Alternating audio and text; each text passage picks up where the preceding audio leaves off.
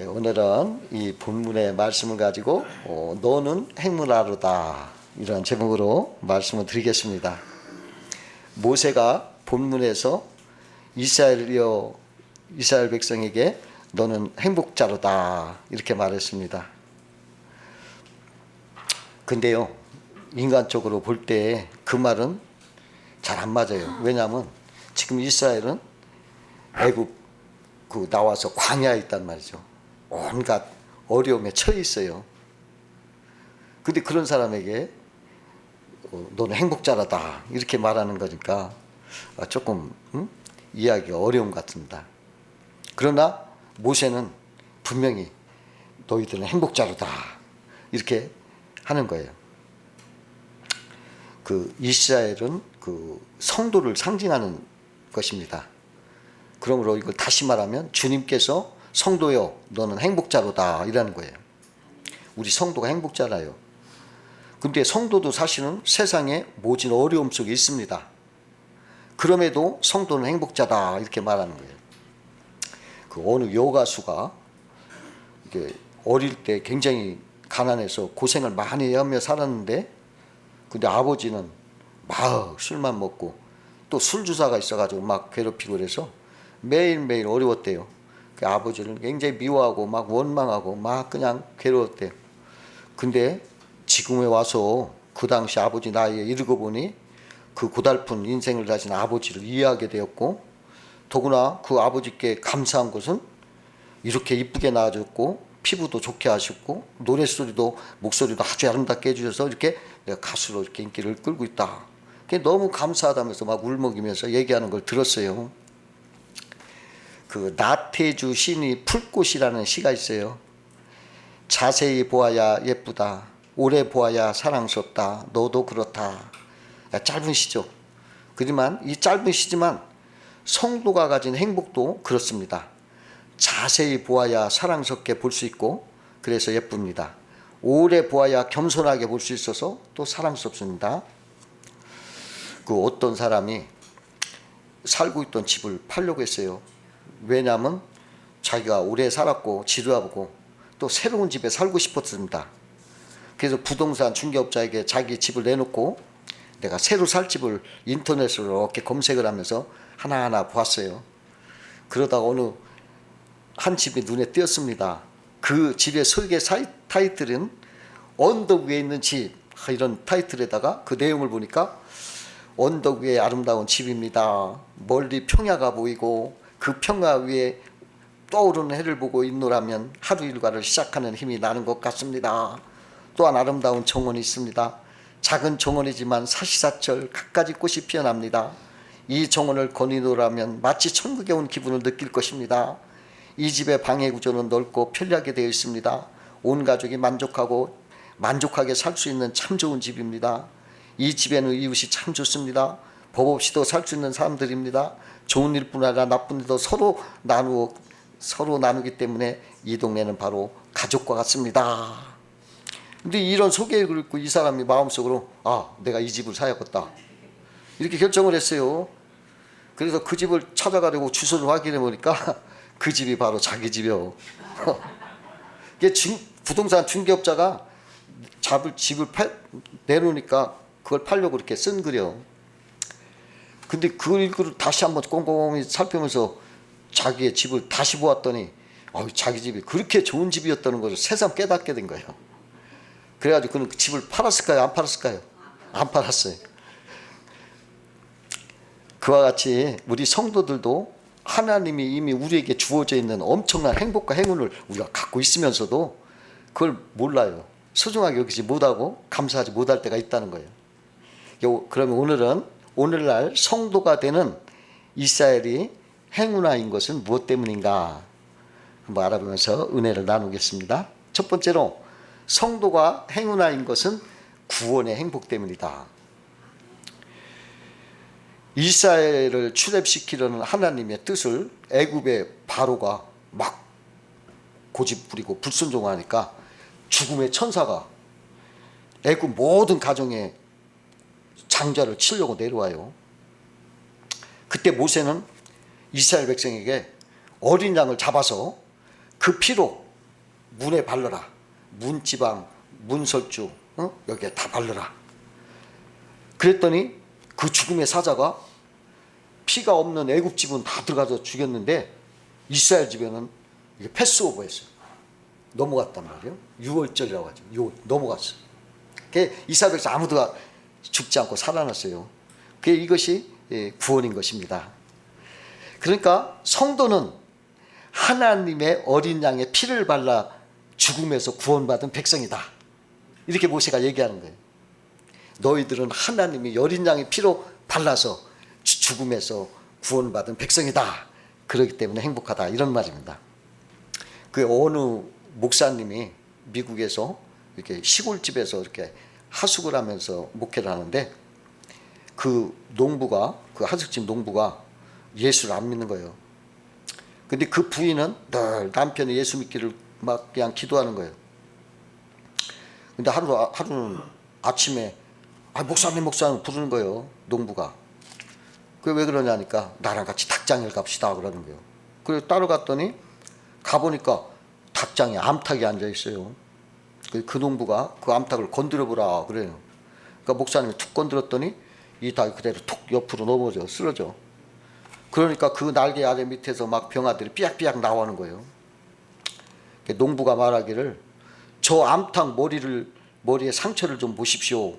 족제비란 놈이 어젯밤에 이 피를 다 빨아먹었는데도 그 족제비란 놈이 새끼를 잡아먹을까봐 암탉은 꼼짝도 않고 그냥 죽었습니다. 그대로 죽었습니다. 그때 목사님이 그 농부를 전도하려고 했다가 그걸 가지고 설교했어요. 저것이 바로 그리스도와 같습니다. 그는 십자가에서 모든 고통을 참으셨습니다. 예수님은 움직일 수도 있고 십자가에서 내려와 자기 생명을 구원할 수도 있었으나 그렇게 되면 당신과 나는 멸망받기 때문입니다. 그런 말을 이렇게 말씀하니까 그 농부가 그 실물을 보고 깨달았어요. 그래가지고 예수님을 구주로 모시고 예수 믿게 됐다는 것입니다. 한국 전쟁 때 피난 시절인데 부산에서 기차가 이렇게 석탄을 잔뜩 싣고 여기에 들어오면 막 피난민들이 개미떼같이 막 화차 위로 올라가서 막 석탄을 끌어내렸대요. 그 석탄을 담아가서 연료로 쓰기도 하고 팔기도 하고 그들이 그것으로 먹고 사는 거예요. 이러한 양식이 됐기 때문에 막 생사를 걸어놓고 막 차에 올라가서 막 석탄을 끌어내리더라니. 근데 어느 날 한 40대 남자와 한 10살쯤 보이는 그 아들이 기차에 아들 올라가서 막 석탄을 끌어내리고 아버지는 그 밑에서 이렇게 봤는데 지키는 군인들이 오니까는 황급하게 이제 다들 막 기차에 뛰어내렸어요. 그 아들도 뛰어내리는데 근데 그때 큰 석탄 덩어리 하나가 열차 밑으로 이렇게 들어갔어요. 그러니까 아들이 그걸 기어 들어가가지고 꺼내려고 이렇게 하는데 덜컹하고 기차가 움직이기 시작한 거예요. 사람들이 막 금방 죽을 것 같으니까 막 소리 질렀어요. 비명을. 근데 쏜살같이 아버지가 뛰어들더니 그 아들을 힘껏 밖으로 밀어내고 있는데 그 순간 열차 바퀴가 아버지 허리 위로 지나간 거예요. 그 아버지는 막 죽어가면서도 아들 보고 빨리빨리 피하라고 막 손짓을 하더라는 거예요. 아들을 살리기 위해서 아버지가 아들 대신 죽었어요. 그와 같이 예수님은 우리를 살리기 위해서 대신 죽었어요. 우리를 위해서 죽음으로 우리를 구원해 주신 거예요. 스코틀랜드 개혁가 크로멜이 집정할 때 한 장교가 죄를 크게 짓고 사형에 처하게 됐어요. 그러니까 그 아내가 크로멜에게 와서 막 남편 좀 살려달라고 막 간청을 했습니다. 그러나 크로멜은 엄격하게 죄값은 있는데 치료해야 한다. 어느 누구도 간청한다고 이것이 할 수가 없다. 딱 단호하게 말하고 오늘 저녁 예배당에 종이 한번 울릴 그 시간에 맞춰서 사형을 집행될 것이다. 이렇게 선언을 했어요. 그러니까 그때를 기다린 사람들이 그 사형당한 걸 보기 위해서 막 몰려왔습니다. 사형 집행관이자 칼을 들고서 이제 기다린 거예요. 그 시간을. 근데 종이 울릴 시간이 돼서 사람들이 암만 기다려도 안 오니까 예배당 쪽을 자꾸 쳐다봐도 소리가 안 나. 그러니까 기다리다가 이 집행관이 병정을 데리고 한번 예배당에 가본 거예요. 근데 그 종이 있던 그 방에는 손과 몸이 엉망이 되고 막 피가 묻어진 처참한 모습으로 온 부인이 죽어 있어요. 사형수 부인이 자기가 몸을 던져서 종소리를 껴안고 막았어요. 그래가지고 그녀가 막 종에 취해 막 맞아서 막 피투성이가 된 거예요. 그게 쓰러져 있었어요. 이 소식을 들은 사람들은 크로멜에게 형을 면제해달라 이렇게 탄원을 했어요. 근데 크로멜도 감동하기를 어제 해질 때 종이 울리는 시간까지는 형 집행 시간인데 종이 울리지 않았으므로 형을 받지 않아도 된다 하고 사면해 줬어요. 그래서 사형수가 풀어졌어요. 그 장교는 그 부인이 대신 죽었어요. 그래서 구원받은 거예요. 오늘 본문에 여호와의 구원을 너같이 얻은 백성이 누구뇨? 이 세상 모든 세상 사람 중에 너같이 구원받은 백성이 어딨냐? 누구냐? 이 말은 오직 성도는 여호와 하나님의 구원을 얻었기에 이전에 그와 같은 백성도 없었고 이후도 없다. 그러니 너희는 얼마나 행복한 사람이냐 이런 말이에요. 그러니까 이스라엘의 행운아인 것은 죄의 저주와 죽음에서 하나님의 구원을 얻은 것이다. 여러분, 우리가 지금 구원 얻었어요. 눈에 보입니까? 만져집니까? 느낍니까? 아무것도 안 보이고 보이지 않는 믿음으로 나는 죄와 저주의 죽음에서 구원받은 행운아로다.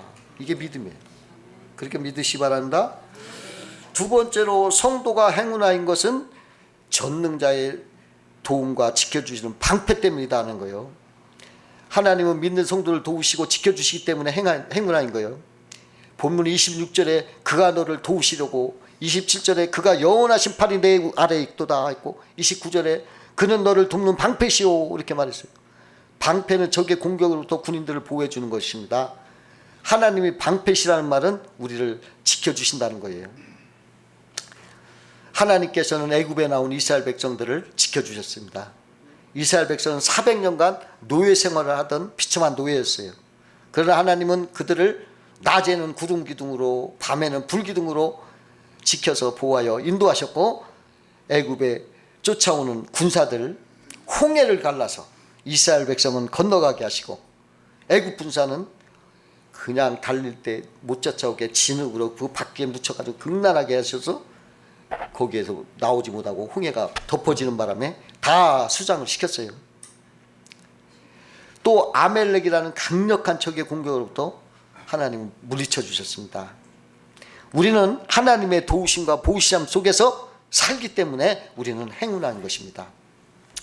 전에도 얘기했지만은 경상북도 영주고등학교 교장과 이사장을 지냈던 강경훈 장로는 젊은 시절에 일제말에 징용에 끌려가서 한 달간 채석장에서 폭파 작업을 했습니다. 오전에는 바위에 구멍을 뚫고 표각을 넣고 터뜨려 가지고 폭파 작업을 한 다음에 그 폭파된 돌덩이 위에 앉아서 도시락 점심을 먹고 오후에는 또 돌들을 옮기는 그러한 중노동을 하며 하루하루를 보냈습니다. 그러다 어느 날 어느 때처럼 오전에 폭파 다 마치고 폭파된 돌덩이 위에서 이제 도시락을 이렇게 점심 식사를 하는데, 그는 신앙인이었기 때문에 도시락을 앞에 두고 식사 기도를 이렇게 하는데 어디서 왔는지 개 한 마리가 나타나서 그의 도시락을 물고 달아난 거예요. 저만치. 그러니까 강경 지금 기도 시간에 개가 도시락 물고 가요. 막 깨우는 거예요. 그 눈을 떠보니까 개가 가는 거예요. 근데 여기저기서 막 이 광경을 본 인부들이 막 킥킥 소리내 웃으면서 막 비아냥거리는 거예요. 밥 먹을 때 밥이나 먹지 무슨 기도냐. 하나님이 그 도시락도 못 지켜주느냐. 막 개팔자가 상팔자구만. 막 이러면서 막 비아냥거리는 거예요. 그 강경훈이 급히 일어나 도시락 묵고 가는 개를 쫓아갔어요. 근데 이 개가 막 힐끔힐끔 돌아보면서 놀리는 것 같아. 빨리 쫓아가면 빨리 달라고, 천천히 가면 천천히 가고, 빨리 가면 빨리 가고, 뒤로 돌아가면서 자꾸 이러는 거예요. 얼마나 약이 올라. 근데 개를 따라 한참 막 가는데 뒤에서 폭음소리가 꽝 한 거예요. 깜짝 놀랍게 뒤돌아보니까 자기가 일했던 그 채석장에서 그 돌 위에 앉았던 그 인부들 거기서 터진 거예요. 폭발한 거예요. 폭탄이 하나 터져진 거예요. 그러니까 거기서 점심 먹던 사람들이 막 죽기도 하고 막 다 부상당해서 막 큰 사고가 난 거예요. 그러니까 강경훈 장로가 그 자리에서 엎드렸대요. 아유 도시락 보고 아이고 하나님 감사합니다. 응? 하나님이 살려주려고 개를 시켜도 내 도시락 물고 가서 내가 원망하고 불평했지만 그 개 때문에 내 생명을 살리게 하셨습니다. 아 이래가지고 막 늘 평생을 그 개를 그 주님이 자기를 개를 통해서 살려준 걸 생각하면서 아주 신앙을 독실하게 살았다는 거예요. 이 하나님 이렇게 지켜주셔요. 미국인 갈룩이라는 목사가 그 부부가 아프리카 식인종의 선교사로 자원했어요. 식인종에 전도하겠다고. 그러고서 이제 아프리카 가서 식인종 갔는데 그런데 오히려 막 목사님 완악한 식인종에 사로잡혀 붙잡혔어요. 그러니까 추장이 모든 식인종을 다 불러 모아놓고서 목사 앞을 왔다 갔다 하면서 막 소리를 치는 거예요. 그러나서 갈른 목사님에게 너도 말해보라 하더니 갈대 지팡이를 던지더랍니다. 그때 목사님이 주님 어떻게 해야 될지 가르쳐 주십시오. 주님의 영을 제게 보내주십시오. 그때 생각나는 게 사람들이 너희를 끌어다가 넘겨줄 때 무슨 말을 할까 미리 염려하지 말고 무엇이든지 그때 너희에게 주시는 그 말을 하라. 말하는 이가 너희가 아니라 성령이시니라 하는 마가복음 13장 11절 말씀이 딱 떠오르는 거예요. 그래서 갈구 목사님이 심호흡을 하면서 말하기 시작했어요. 근데 그의 입술에서 그가 생전에 들어보지 못한 말이요. 막 그런 말이 터져나와. 자기도 몰라. 20분 동안 막 말을 했대요.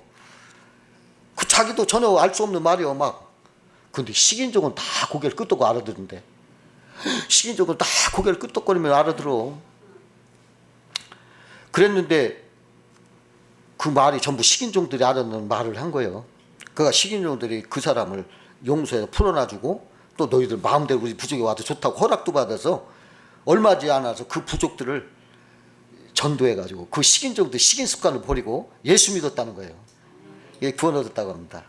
이게 하나님의 기적이죠. 나도 내가 모르는 말을 20분 동안 어떻게 근데 식인종들이 다 막 그러면서 막 아멘 아멘 그러더라는 거죠. 이게 하나님이 함께 하시니까. 또 그 아프리카 어느 선교사가 그냥 8월 무대에 이기지 못하고 그 선교사가 열병에 걸렸어요. 근데 의사도 그 못하는 거예요. 치료할 물건이 없어 제대로. 근데 그녀의 몸이 막 불덩이 같아요.